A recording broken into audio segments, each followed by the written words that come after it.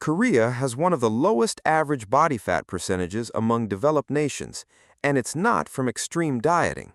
It comes down to 5 specific movement habits woven into everyday Korean life that most people scrolling past fitness content have never even heard of. Today, I'll break down exactly what they are and the science behind each one. Here's what most people get wrong about belly fat. They assume it's purely about how hard you train.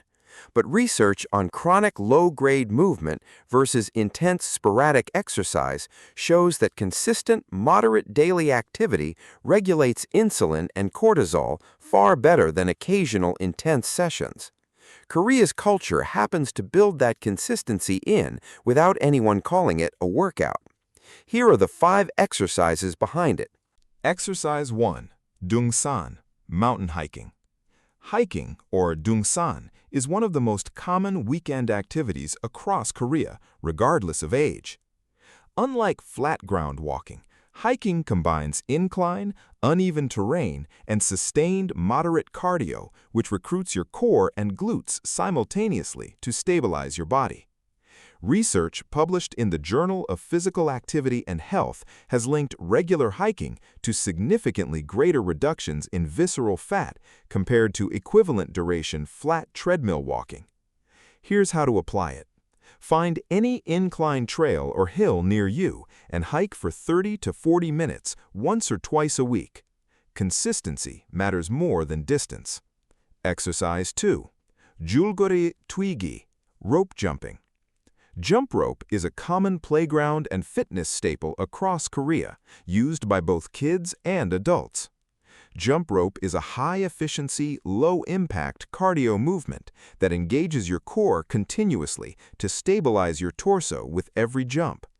A study in the Journal of Sports Science and Medicine found that short bursts of jump roping burned more calories per minute than jogging at a moderate pace, while placing less strain on the knees.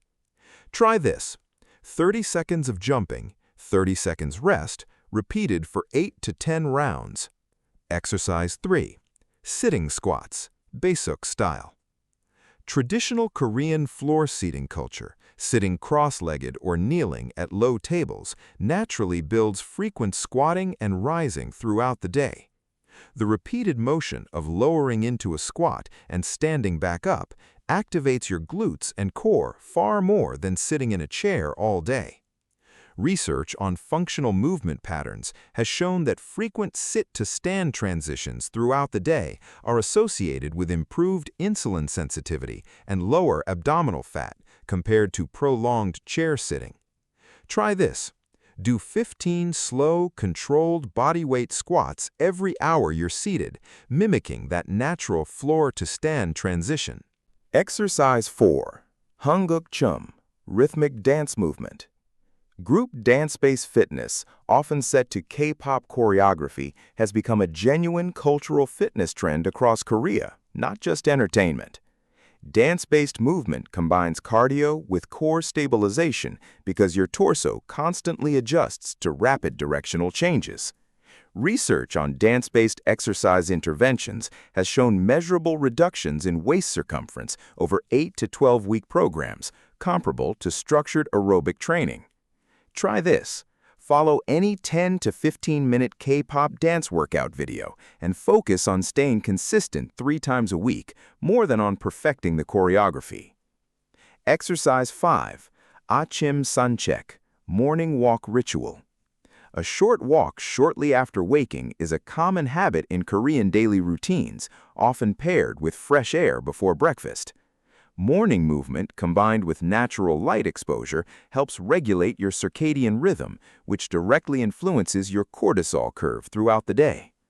Research from circadian biology studies has shown that morning light and movement exposure lead to better regulated cortisol patterns and reduced evening cortisol spikes, which is when most stress-related fat storage occurs. Try this. A 10 to 15-minute walk outside within an hour of waking, ideally before checking your phone. So, let's bring it together. 5 exercises: mountain hiking, rope jumping, frequent sit-to-stand squats, rhythmic dance movement, and a morning walk ritual. None of these require a gym membership or special equipment. What they require is weaving movement naturally into your day instead of treating exercise as a separate, isolated event. That's the real pattern behind Korea's low average body fat. Movement built into life, not squeezed around it. If this changed how you think about daily movement, that's exactly the point. Hit like, subscribe for Tomorrow's Country, and comment which of these 5 you're adding to your routine first.